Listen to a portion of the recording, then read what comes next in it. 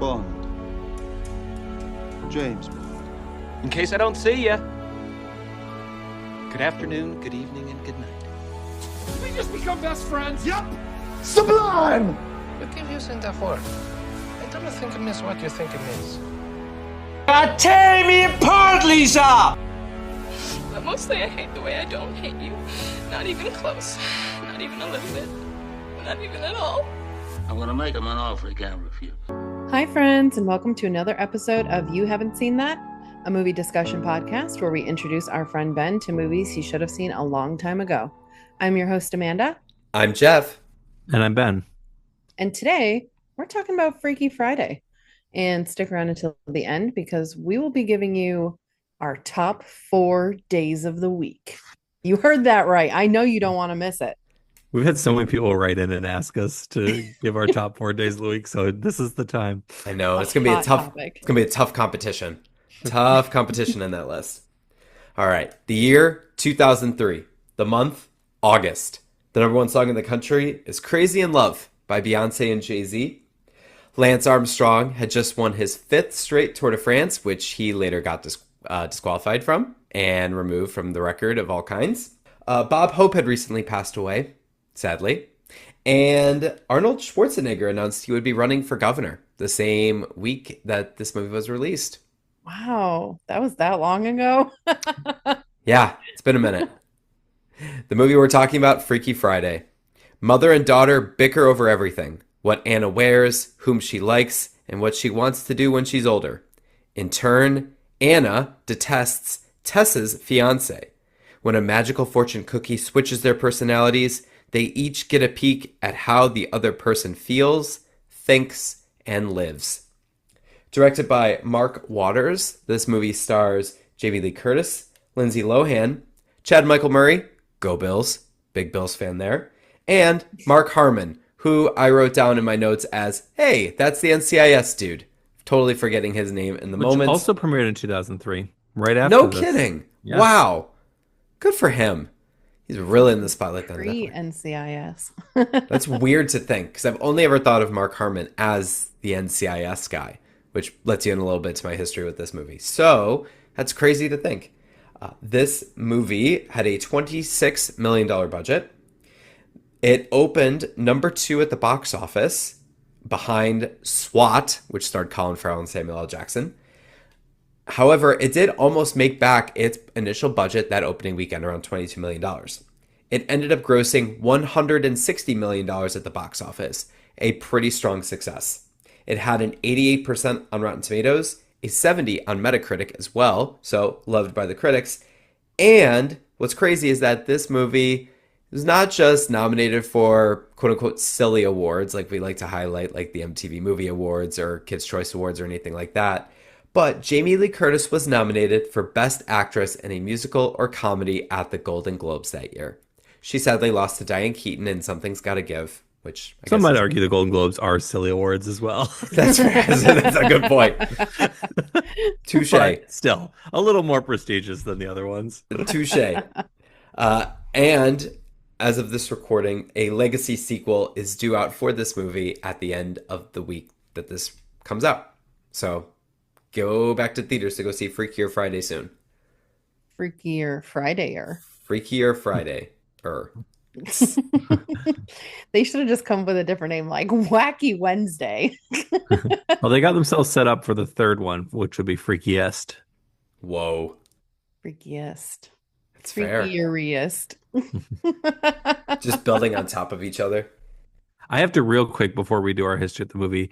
Can I do a quick trivia question for you all? Oh boy. How old do you think Jamie Lee Curtis is right now? Right now? Oh, right now? Oh my gosh. Is she in, late 60s? I was going to guess around 71 right now. She's 66, and I was really surprised. I thought she was in her 70s because I was like, this woman has been around since the 70s, like in movies. But she's 66, and I was like, that's actually younger than I would have thought. Wow, that's crazy. I honestly would have guessed older, but I was looking up some fun facts, and I read an interview where she said sometime around this movie, when this movie was filmed that she said she was like 44 or something like that. So I Okay, was like, yeah. okay, quick math, like Yeah, that 20 I years just was later. like looking up, convinced she was somewhere in her 70s, possibly even mid 70s. And it just blew, not because she looks that way, but just because I feel like Right. she's been around for forever. And then I saw it and I just blew my mind that she's like 66, you know. Maybe it's just because Yeah. we're getting older, it doesn't sound that old, but it really, for somebody who's been around as long as she has, doesn't sound that old. Right. Because her big breakthrough was Halloween, which was Yeah, in in the 70s. 78. Yeah, 78, where Yeah, she's a But she high was really schooler. young, right? That's the yeah, thing, is that she was yeah. very young in that movie. She But was, still, yeah. like, yeah. All So right. it Anyway. tracks. All tracks. Yeah. That's crazy. She's like the same age as my mom ish. And you know what? Good for her. That's what I got to say to that. Good for Yeah, her. absolutely. Well, and I was saying to Jeff earlier today too, I was like, they did not do her any favors in The Bear. Um, like in No. terms of Well, like how old she looks, I like think that's intentional, though. I mean, I think that she's supposed to look like she's lived a life on the bear. absolutely. But seeing her in this, I was like, wow, look at how fresh-faced and young she looks. The bear is definitely doing some makeup stuff, though, too, because she's not Oh that yeah. like aged, Mm-mm. even in you see her in interviews. True. Yeah, no. But I will say I've always appreciated her because she's always very much been um like again, I was reading in an interview, she was saying that when she did Freaky Friday, she was pretty much convinced that she was like done with her movie career because she had stopped dyeing her hair. So like her grays were like starting to come in. And she basically was just like, I don't really want to keep up with the beauty standard that Hollywood has. So like I accept that people aren't going to cast me in roles anymore.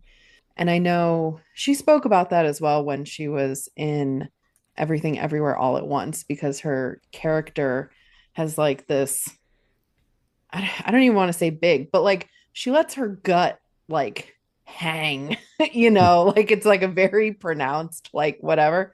And she's like, yeah, like I don't want to suck in my gut. Like I'm 60 years old. I don't want to suck in my gut. So I've always appreciated that she's been very much like screw Hollywood beauty standards. I'm just gonna do whatever I want. And people keep casting her, so that's Yeah. good for her. Yeah. And it's not like she's letting up with age either. Like she just won just a few years ago the Academy Award for Best Supporting Actress. She was the highlight of The Last Showgirl, a movie that just came out last year. She's won an Emmy for The Bear. And yeah, she's still crushing it. So she ain't slowing down anytime soon. Yeah. All right. Let's hop into our history. So, Jeff, what's your history with Freaky Friday? No history with Freaky Friday. I never saw it. This is my first time seeing it. This was your I first watch? This was Oh my my gosh. first watch. I know, which is crazy because I've seen another Mark Waters movie with Lindsay Lohan that came out around this time.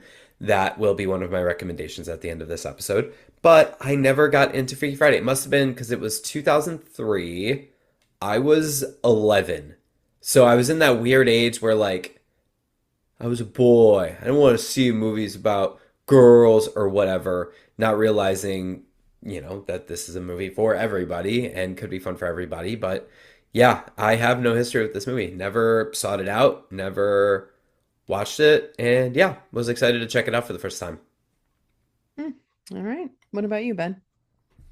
So this came out the summer between my sophomore and junior year of high school. I did not, I don't, so I like have a good memory of like Lindsay Lohan being a part of my life as a child because I loved her in Parent Trap so much. And Preach. had a crush on her at that time because I was about the same age. And then I obviously remember her in Mean Girls, which came out about a year later. Um, for some reason, this one didn't really capture my attention or interest. I think maybe as a sophomore in high school, I don't think it was the whole like, it's for girls kind of thing as for me as much as it was like it felt maybe a little kid like or middle school like, not Yeah. so much a high school movie. So I don't, I remember it coming out and I remember like I knew what the premise was. But yeah, I didn't really have a huge desire at the time to see it, and I've never really had much of a desire to go back and watch it. So yeah, but I did love Lindsay Lohan at that time. Well, no, not at that time, but before and after. And I'm very happy that she's pulled it together in her life. Yeah, it's always nice to see.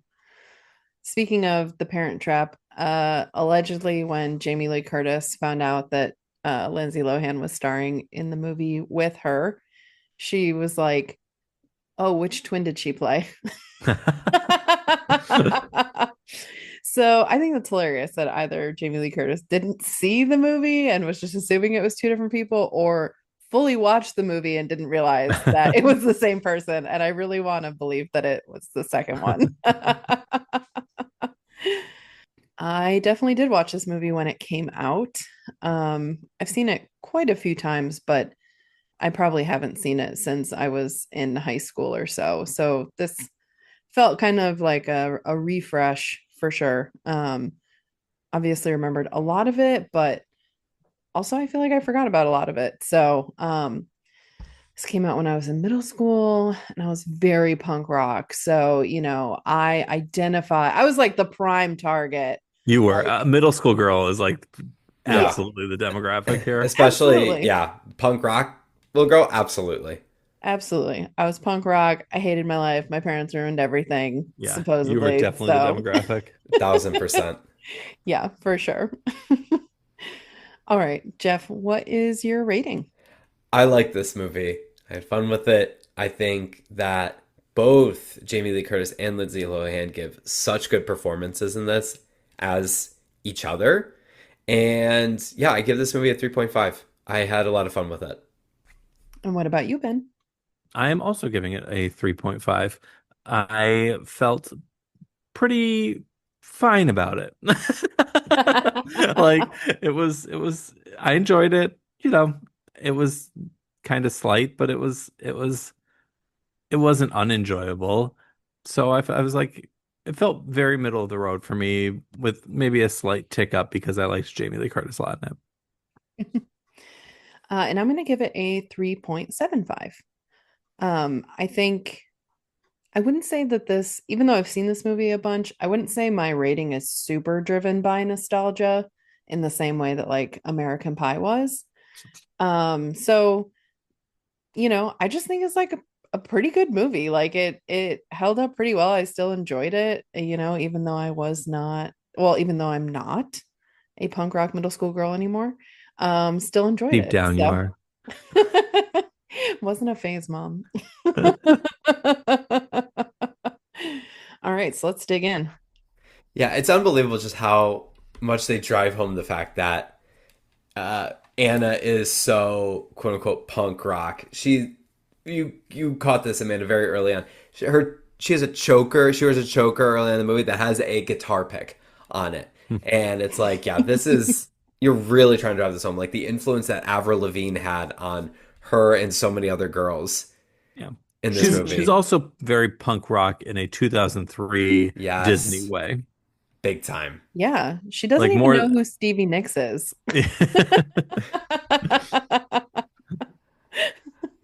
Unbelievable.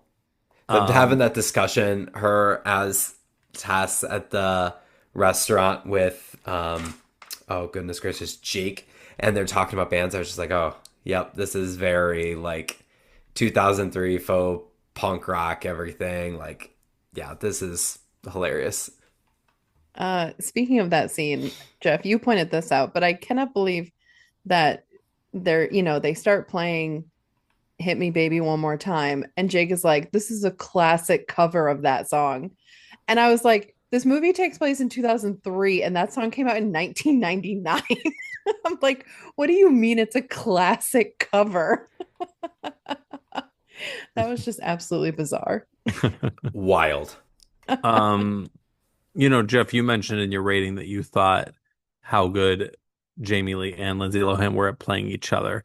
I felt for sure that way about Jamie Lee. I did not all the time buy it with Lindsay Lohan, and I think I've seen Lindsay Lohan be better in other things. In the two I mentioned, Parent Trap and Mean Girls, I felt like she didn't totally capture the essence of being like a middle-aged woman, which granted is probably harder than a middle-aged woman capturing a teenage girl. But I just felt like Jamie Lee like really got it, and Lindsay Lohan only sometimes got it. I think it started off strong for Lindsay, and you're right about she is better in the Parent Trap, which is hilarious to think about. But I maybe that's just the nature of the character. She should have been herself, and nominated for an Oscar for The Parent Trap. She's I mean, I don't want to go down that she's so rabbit good in hole, that but movie. but no, I will agree with you. I was moved by both, but yeah, I would say Jamie Lee was better, quote unquote. But yeah, I think I think when you kind of get into those sort of roles in that world, it can be really fun. I know with a lot of those sort of body swapping movies, there are cases where there are extremes and you can have a lot of fun with it. So, but yeah, I think the way Jamie Lee went for it in so much of the movie was really, really cool to see. For sure. I agree with you, Ben. I think Jamie Lee did a better job than Lindsay Lohan did in selling it. But I also think there's probably more of an extreme to be able to showcase going from like being this professional therapist like to a crazy like teenager. But yeah, it works.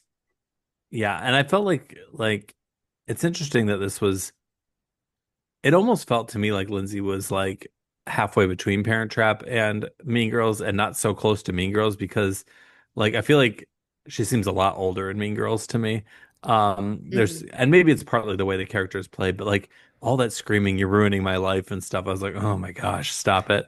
And I know she's supposed to be being an annoying teenager, but like I feel like sometimes she was playing somebody who was maybe acting a little younger than her character was supposed to be.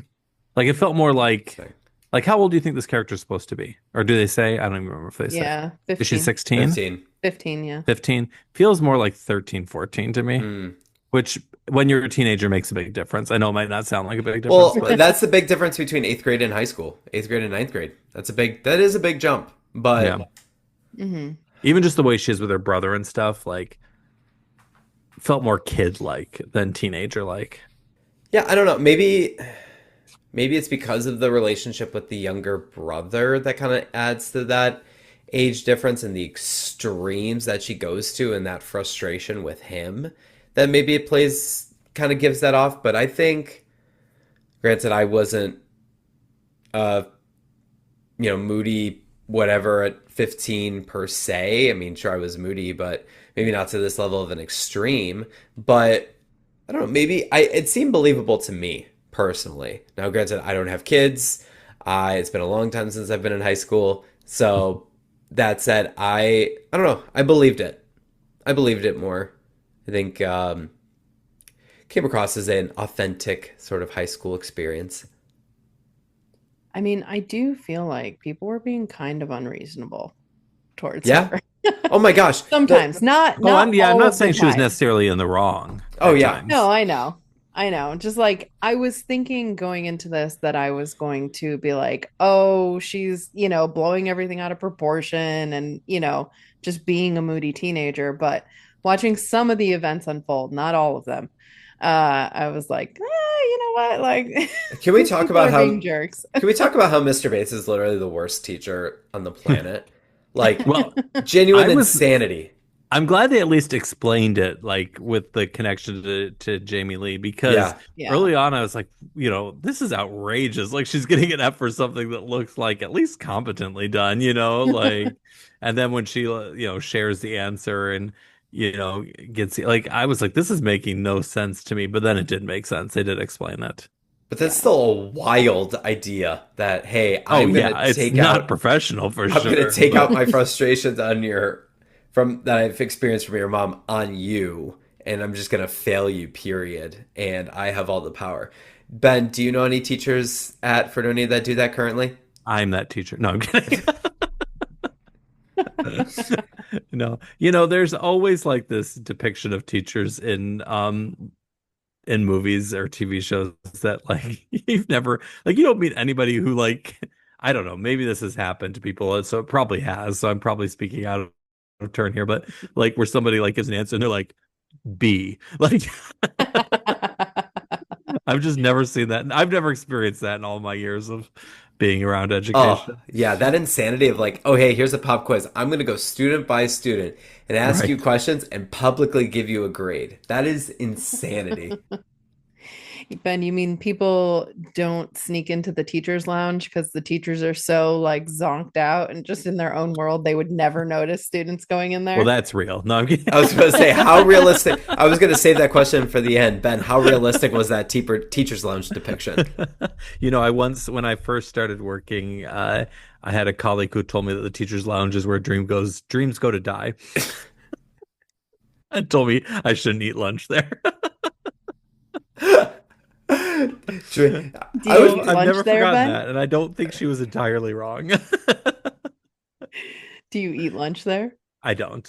I eat lunch in my room. Here's the thing.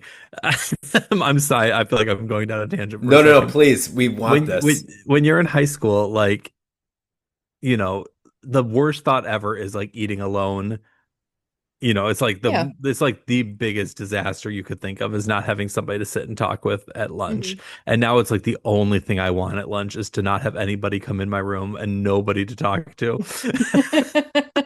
So I sit That's at my desk fair. very happily, and I don't love when people come into my room during that time. Now, granted, I'm a union rep and I, have a lot of things going on, so people are stopping my room a lot, but and it's okay, and I'm happy to see them, but I much rather, prefer to have lunch by myself where I can, just chill. Um, You hear that, people who are listening that work with Ben? Just kidding. He has an open door policy. that's right. Always come in. I do leave my door open. It's not like I turn the light off and hide. So You could. I could. Or you could go out and eat in your car if the weather is nicer. Yeah, some people do that. I know. I've never done that, but Yeah. one time recently-ish, I was sick as a dog, and I should probably not have been at school, but I had a meeting that I didn't want to miss, and or shouldn't didn't feel like I could miss. And so every time I had a break, whether it was like a prep or my lunch or even just like 10 minutes, I went and I closed the door and I turned off the lights and I lay down behind my desk because I had such an upset stomach. And I just how I powered through the day. That's incredible. I Amazing. feel like we all have those days. Yeah. Just doing what you can to make it through. All right, back to this Anyway. movie. One more school thing though I do have to note.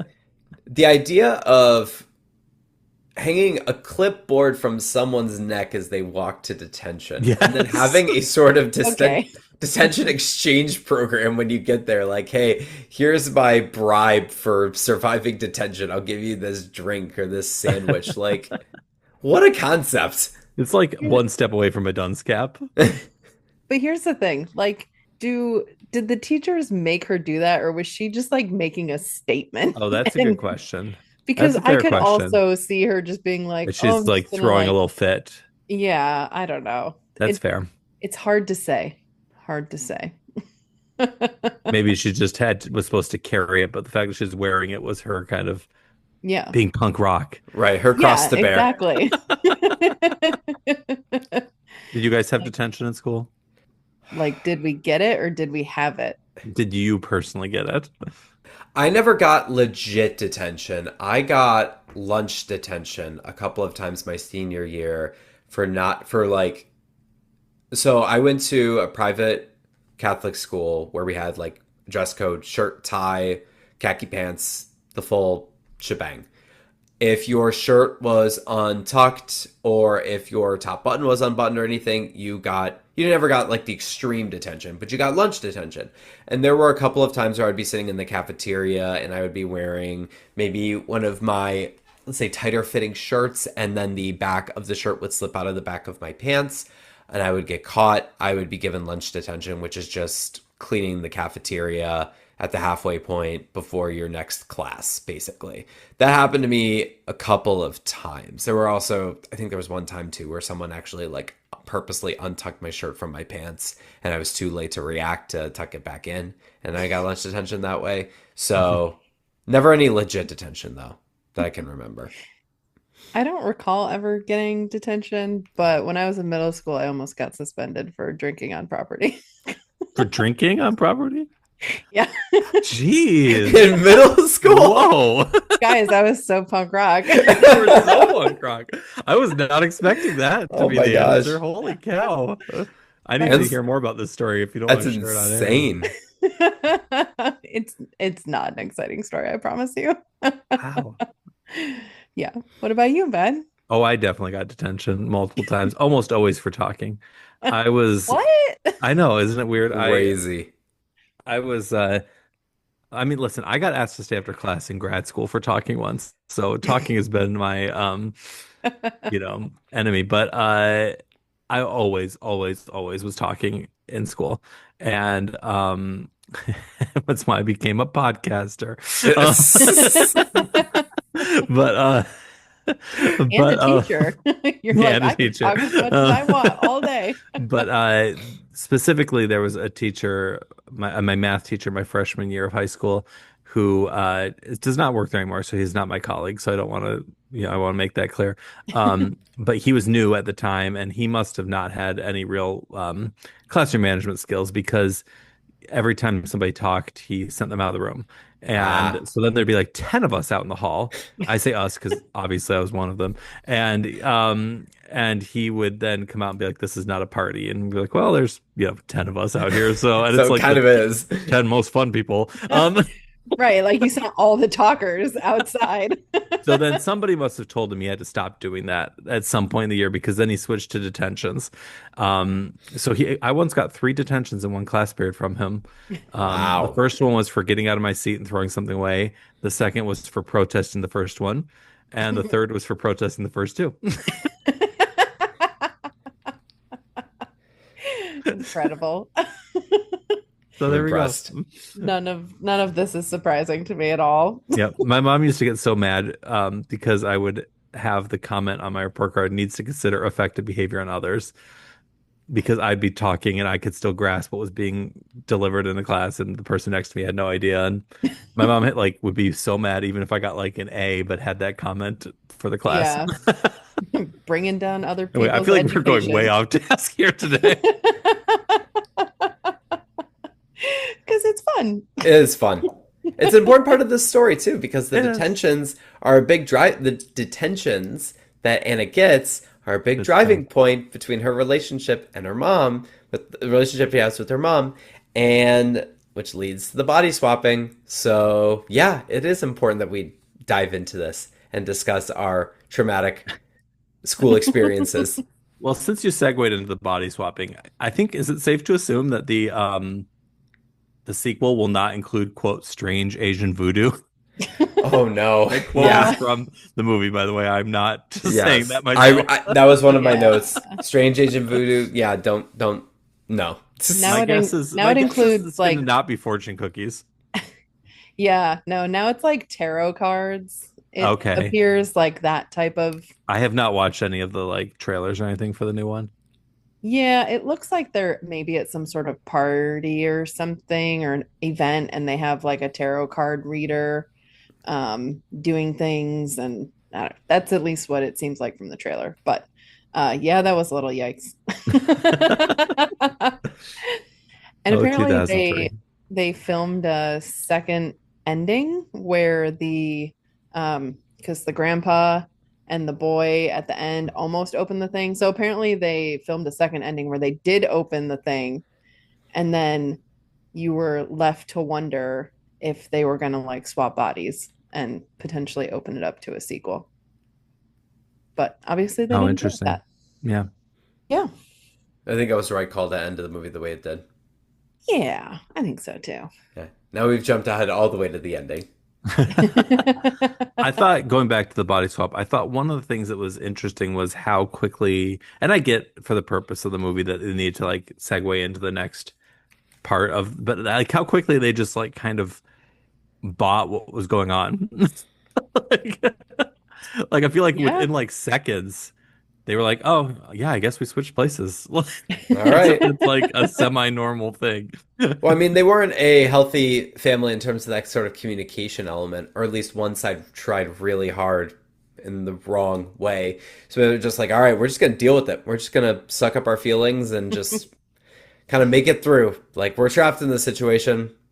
we got to power through it. So I believe it, but in terms of buying into the character, but yeah, they do kind of are like, oh, we're just on to step two. So Yeah. I mean, yeah, I agree because they were like, Jamie Lee had to go see her patient that came every day, which, like, oh, she's not doing a very good job of being a therapist if she has not been able to like help this man And every day. seriously, every day for like 3 years, I think they Yeah. said, which is crazy. insane. Yeah. And Lindsay Lohan had to take that test. So, I mean, True. they had to just They do had to it. move on quickly. Yeah.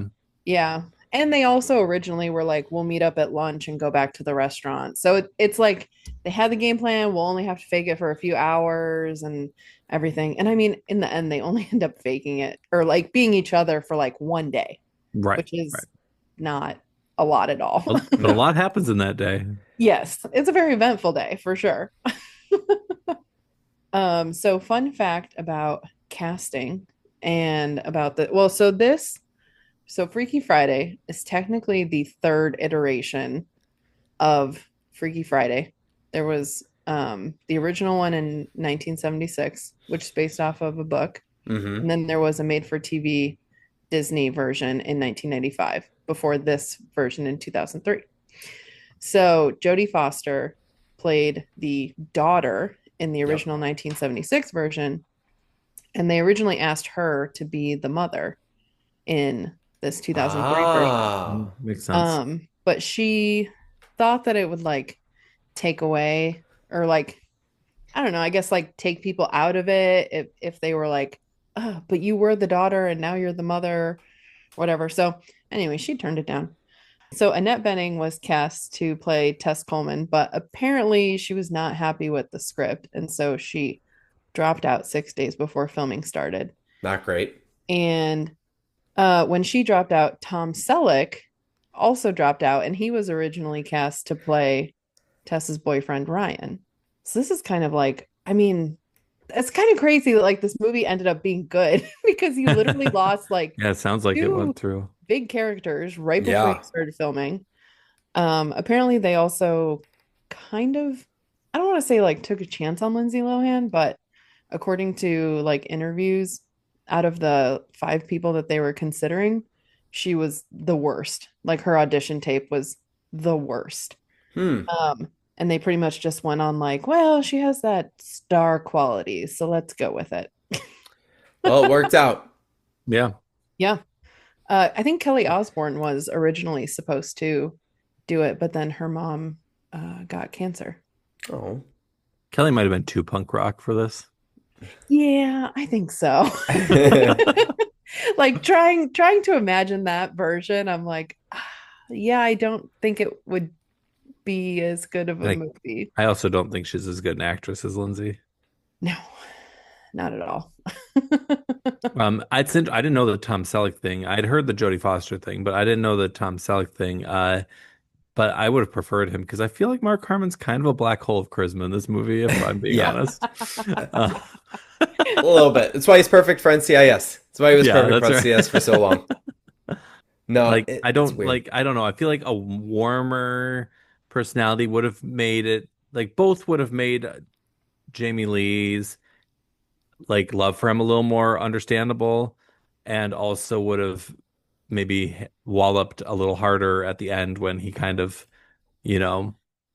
like has that sweet moment. Like, yeah, I feel like if he had been a little more charismatic and fun, and you like, I always think it's like we talked, about this with what was the other movie with maybe I'm thinking of something else, but I always like when you have like a protagonist to root for in like perhaps a divorce situation or a new, like I think it's always good to make the other character, the other person, in this case Mark Harmon, like make them a likable personality, because then I feel like it makes the point of the character that you're really paying attention to matter more. Because like if he was just a jerk or a nothing, like he kind of is a nothing, but if he was a jerk, like then you wouldn't have a reason to like root for Jamie Lee to work it out with him and for that to come together. And so I think the better you can make those characters, the more it works for your protagonists. I feel like that was a very convoluted way of saying what I'm trying to say. No, I think that's fair, and I think that's a fair criticism. I think for a character like Ryan, you shouldn't feel doubt at really any point at Yeah. the relationship between him and Tess. I remember the And movie I was thinking of, like Pierce Brosnan and Mrs. Doubtfire. oh yes, yes, That he's like a likable, he's good with the kids. So then yeah. it makes it both like you understand Sally Field's point of view, Hmm. and it also makes Robin Williams like hate for him even funnier. He almost plays it too safe, right? Yeah. Harmon almost plays Ryan almost too safe. You shouldn't feel any doubt. Like when Tess is driving, like, okay, Anna as Tess is on the back of Jake's Ducati, duh, not whatever, Harley, not a Harley, yeah. not a Harley. And Ryan is like, Tess, or freaking out in the car. There are moments in my mind where I'm like, is it really gonna end? And I shouldn't have to feel that way. It isn't Right. until the end of the movie where you have like the moment at the rehearsal dinner where he's just like, just go to the concert. Like that was a really great moment and a really sweet moment and a very rewarding moment. That's like, okay, good. This is a sign of what it should be, and the energy should be like this the whole time. So I think that's a fair criticism, Ben. I think it's a case where for me, I shouldn't say I don't care, but I almost don't care. I'm like, Ryan could be whatever. I think what matters more to me I don't think it makes or is breaks the movie, but it doesn't. I just nah. wish he was a little more interesting. He's too busy thinking of his next case of the week. He's like, I'm going to be on a hit CBS drama and get that syndication money, baby. Yeah, it's gonna last 20 years, and I'm gonna be set for life. It's hilarious. I like the overall message of this movie, though, in terms of healthy communication between parents and children, and realizing what it takes to live a day in each other's shoes. Something to let you in a little bit into my personal life. Over the last few months, I've started serving at my church with the youth program, specifically with middle schoolers, and seeing and learning about kids' perspectives every day in terms of managing school, managing personal expectations, managing parental pressures, if you will, has put a different spin on the way I've thought about Gen Alpha per se, or even like younger Gen Z. So getting that perspective, I think, is so important to fostering healthy relationships as you get older. Now, I know, of course, this movie took place 20 years ago when things like healthy communication between everybody wasn't as heavily promoted or endorsed, but I think it is still an important message that I think parents and even kids need to hear and understand. And I hope get reinforced with the Legacy sequel that's coming out soon. It's me standing on my soapbox and taking it serious for a minute. I think that's a good observation. And I think, obviously I work with teenagers on a regular basis with the musicals. And, the older I've gotten as I've done it, when I first started, I was just like 5 years older than the oldest high school kids. And now I'm way more than that. And, I think the generation gap does tend to get more pronounced, and you start to recognize it more and things like that. But I don't know. I always want to say, when I hear people like complaining about like Gen Z and things like that, like I'm like, but you know what? Spend some time with some of them, because like there's some really cool, and they have some things to offer that I think older generations could learn from. Definitely. And who's causing all our problems in the world? The boomers who haven't given up power yet. I was about to say, Sure ain't Gen have Z been and in Gen power Alpha. for like 35, 40 years. Like it's there's something to be said about new perspectives. I mean, and even in the situation when they've swapped bodies and Anna via Tess is doing therapy sessions and the one parent is there and she offers that perspective, like Tess wouldn't have given a healthy perspective, quote unquote healthy perspective, into that situation. And it gives the perfect perspective. She's like, yeah, I'm a teenager. You shouldn't be reading your kid's diary. You should let them live. Like, this is what you read? They're fine. Like, they're cool. Just be Right. cool. Like she's And being a teenager. I feel like, and this is an age-old thing with parents. This is not a problem just at the time of the movie or now or before. But like, you know, I feel like parents are always caught between like being like, well, I had to learn this, blah, blah, blah, this way, and you need to too. And then Yep. like not letting them make those mistakes either, and I think parents always have struggled with that for, generations. That's not a 2025 thing. That's not a 2003 thing. Yeah. Um, but I think that that's just something that's hard to do as a parent. But I think the healthier kids come out of parents who, let them fail and let them, you know, have these experiences that are not always the most positive Yeah. Ben, you're without gonna just going crazy on them. And, Ben, your kid is gonna have such a healthy childhood with this perspective. well, I hope so. That being said, I certainly understand the parent side now, where you Yeah, just want nothing bad to ever happen to the for child. real. I get that side of it too. Especially for someone like Tess, who's it was that stereotypical 2000 early 2000s workaholic parent Oh having yeah. like three different communication devices all at the same time, trying to plan. Yeah, where's Ryan helping planning the wedding in this at this time when things are going crazy? Like, have some self-awareness. But yeah, she's playing up that stereotypical overworked parent who's got no time for her kids, and when she does, she's not fully bought in because she's got to balance so many other things. And yeah, so all of that stacked on top of each other, yeah, leaves there's a lot of things to think about. I have Sorry. two little, what? No, nothing. I was gonna say sorry. I stopped all of the funny bits here going back and No, forth. I have two little small things. I don't know if Yeah, we're starting to wrap up here. One is I love the song Happy Together, both the original and the cover. the Simple I Plan just think cover. that's a great song.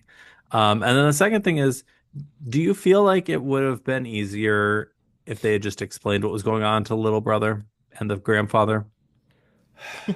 Obviously, it would have made as good a movie, but do you think it would have been easier in their, I experience? I think it would have worked.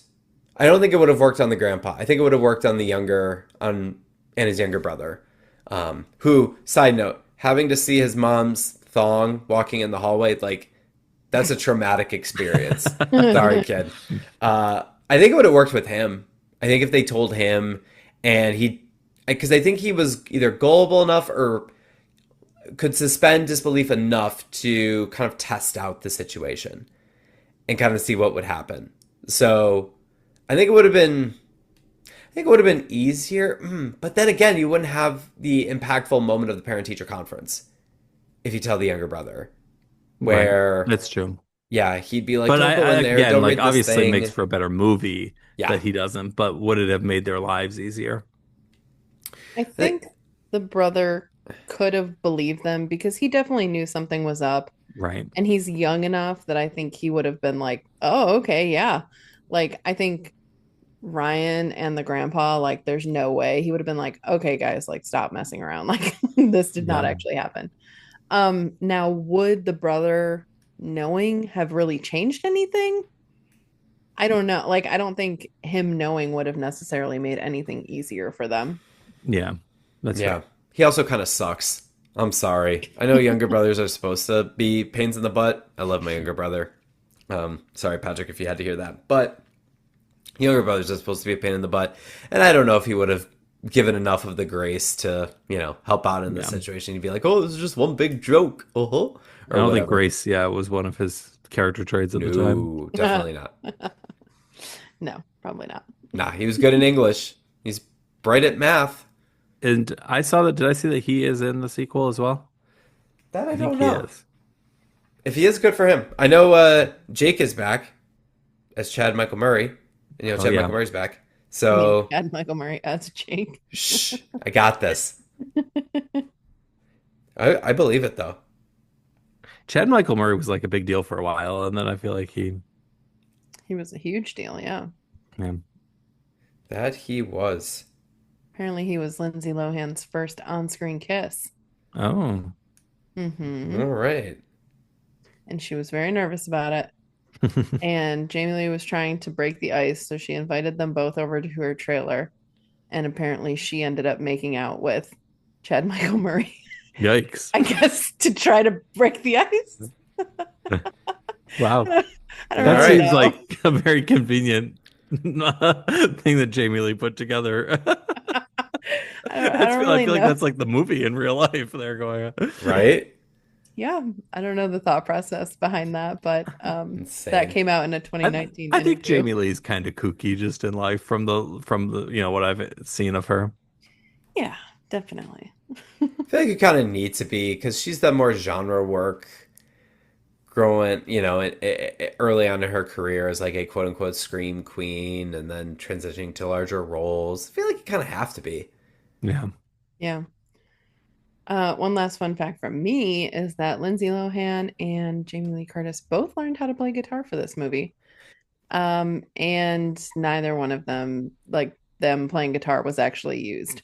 They dubbed over it with someone else playing, which sucks. And Yeah. apparently Lindsay Lohan was annoyed, and that's why that song was included at the end, where she's singing, even though she's not the singer of the band. I do have a slight nitpick with that last concert at the House of Blues. I do have a slight nitpick. How bad were the other bands that this band could win when it is very clear and very obvious that Anna, or Tess via Anna, does not know what she's doing on the stage. I will say Lindsay Lohan's best moment being the older woman was when when Jamie Lee was playing backstage, and then she was like do and gave like this almost like a thumbs up kind of thing. Like it was like such a middle-aged kind of person rocking out. Oh, moment. 1,000%. I felt like she definitely nailed that moment.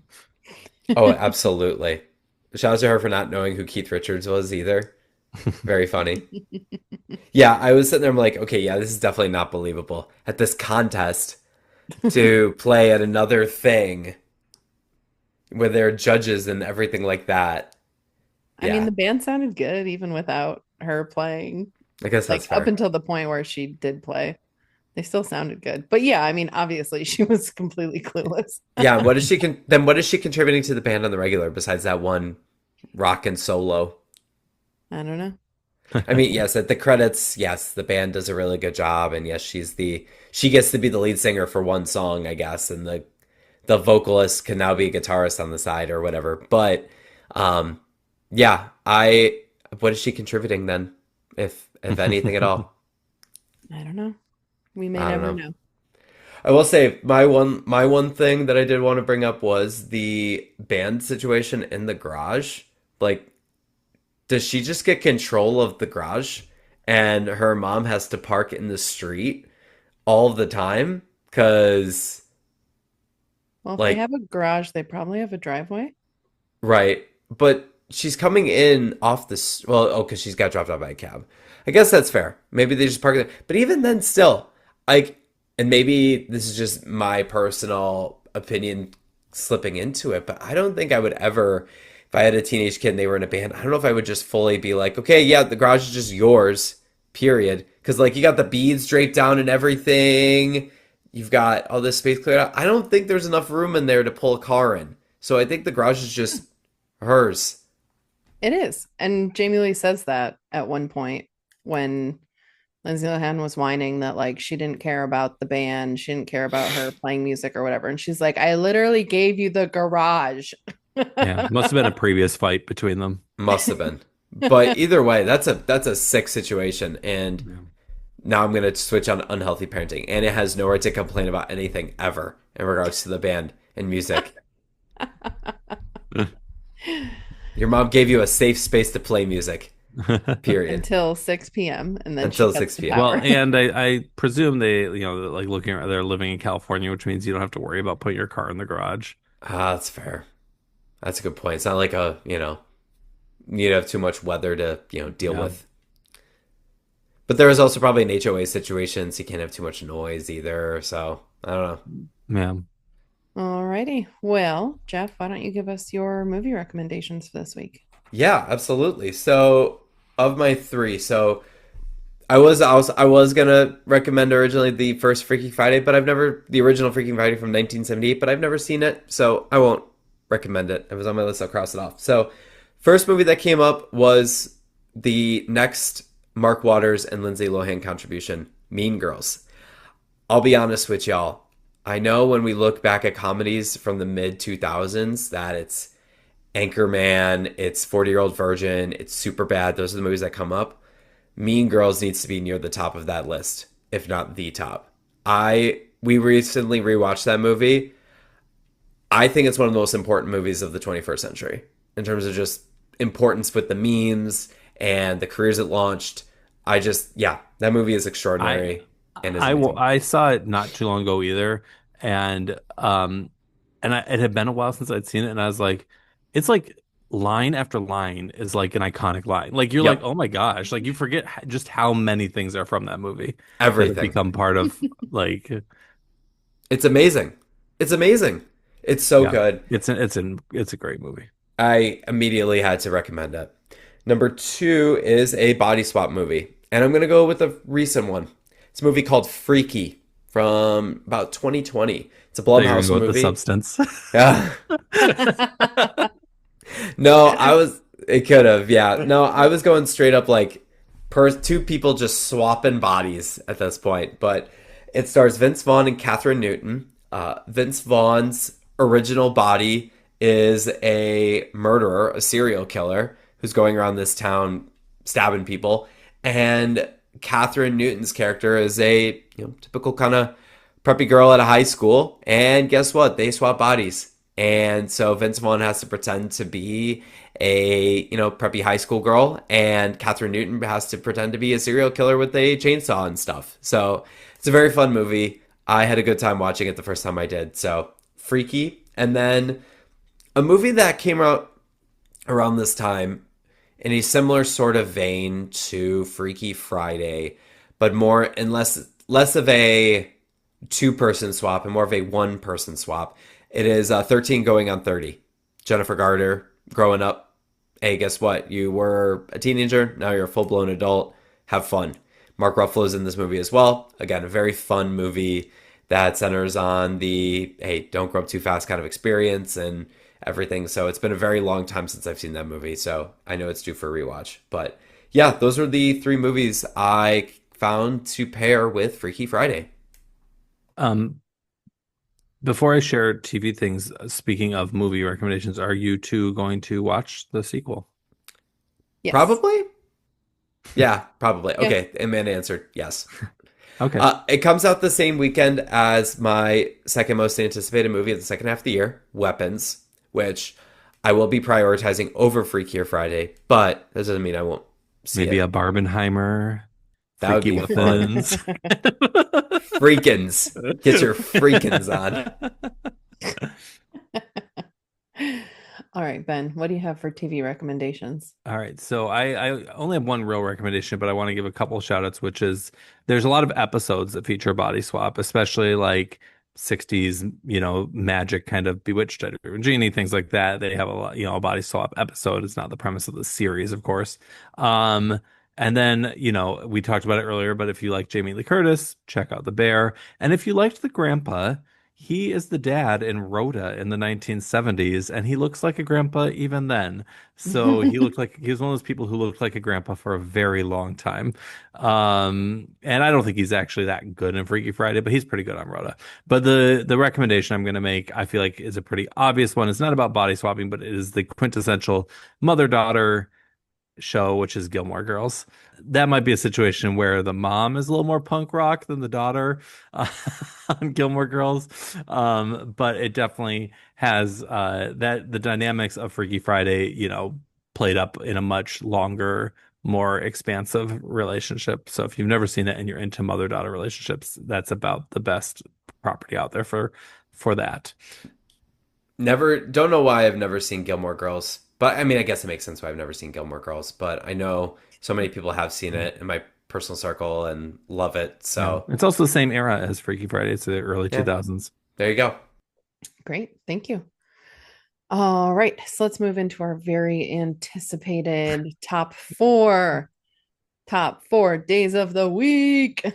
Everybody's been just waiting for the end of the podcast so they could hear this part. Some people probably even skipped ahead.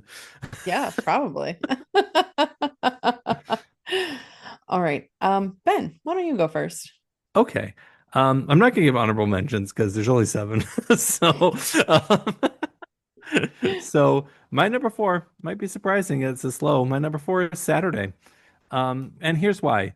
Because like it is the weekend. You gotta love the weekend. You gotta love time off, time with family, and things like that. But I'm a creature of routine and habit, and Saturday is chaotic. Like Saturday does not have any sort of routine to it ever. I feel like every Saturday I'm doing something different. I'm going somewhere. I'm hanging at home. I got, errands to run. It's just a chaotic day. And even though I enjoy the time off, you know, it's just chaotic. Number 3 is Thursday. I love the anticipation of the weekend and Friday. Thursday night, I go to trivia, and it's always like, you always feel like when you're working on a Thursday, like the end is in sight, and you can kind of get the anticipation going. Number 2 is Sunday, which I like. It's the weekend. I like it more than Saturday because it's got a little more structure to it. I go to church in the morning. I watch football in the afternoon for half the year, and then I watch my prestige shows that are on HBO on Sunday night. So, Mix it with animation so, domination and on Fox, right? yeah, not so much that one. I know some people don't like Sunday because they anticipate Monday too much. I've never been someone who gets like nervous or anxious about Monday coming up. I'm just enjoy Sundays. And then number 1 is Friday, obviously, in honor of the film, not because of the film, but I just, enjoy Friday. It's the start of the weekend. I always like the start more than the end of something. So the start of the weekend is always more fun. You've got the whole weekend ahead of you. Usually I work at a school and we usually do something fun on a Friday, to kind of wrap up the week. Friday afternoon around 3:30, 4 o'clock is one of my favorite times of the whole week. So, there we go. So 4 Saturday, 3 Thursday, 2 Sunday, 1 Friday. And All sorry right. to Monday, Tuesday, Wednesday.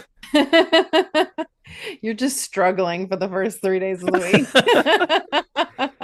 Nothing to look forward to. All right, Geoff. All right, so I had some fun with this. And so my number 4, no honorable mentions either. There was like a fringe one, but I was like, we've got 7 days of the week. We won't kind of bring it in there. So number 4 is Wednesday, but specifically Wednesdays when I was a kid, because Wednesday meant pizza nights with my family. So mine was Fridays. We ordered pizza from La Pizza Club on Hurdle Avenue. We got a big cheese pizza with chicken fingers on it, got some wings, got some fries. It was Why was it Wednesday? Food. Was it just like so busy, middle of the week, kind of wanting to not make dinner kind of thing, you think? I'll be honest, I'd never asked my parents. I should probably ask them at some point, but I've never asked them. I think that was probably the reason, or maybe the pizza joint had a deal, but they always just used to hand me, back in the day, they used to just hand me $20 and we're like, hey, go down there and get the pizza and come back. And sure enough, I'd go down there and get the pizza and come back. I'd just walk. So yeah, Wednesday. Your parents like eating out too. That's true. They do. I think by the time that I ended living at home, they went out Monday to Moe's, because Mo Monday. They would get pizza from the Pizza Club on Wednesdays, and then Fridays would be Fish Fry Fridays at the Wellington Pub. Again, another amazing restaurant on Hurdle. No free ads. But that was where they used to go during the week. And then probably snuck in a night out on the weekends, but I can't remember exactly. So that was my number 4. Number 3 is Saturday, but specifically Saturday during the summertime, because there's always something to do on the weekends. And yes, it is crazy, but sometimes a lot of joy can come in the craziness. This past weekend, for example, getting to date ourselves a little bit, we had some plans fall through. So Amanda and I audibled a little bit, and we did a little road trip. We did a 2-person escape room. We went out to dinner. There was a lot of opportunities to do that. And I know during the summer is when you really focus on making plans, because the weather is so nice and you're spending a lot of that time outside. And yeah, I love it. So Saturday during the summer. Number 2 is Friday, specifically when I was a middle and high school kid during the school year, because Nothing could beat the 2:30 p.m. bell on Fridays and the day would end. So big shout out to Fridays during the school year when I was in middle of high school. And then number one, Sunday, but specifically Sunday for the first like let's go 9 weeks of the NFL season. I don't know why, but like the NFL season usually from like 10 to 17 kind of slows down a little bit. And then it's like, all right, just get me to the playoffs. Shout out Bills. Shout out to the Bills who have made the playoffs the last few years.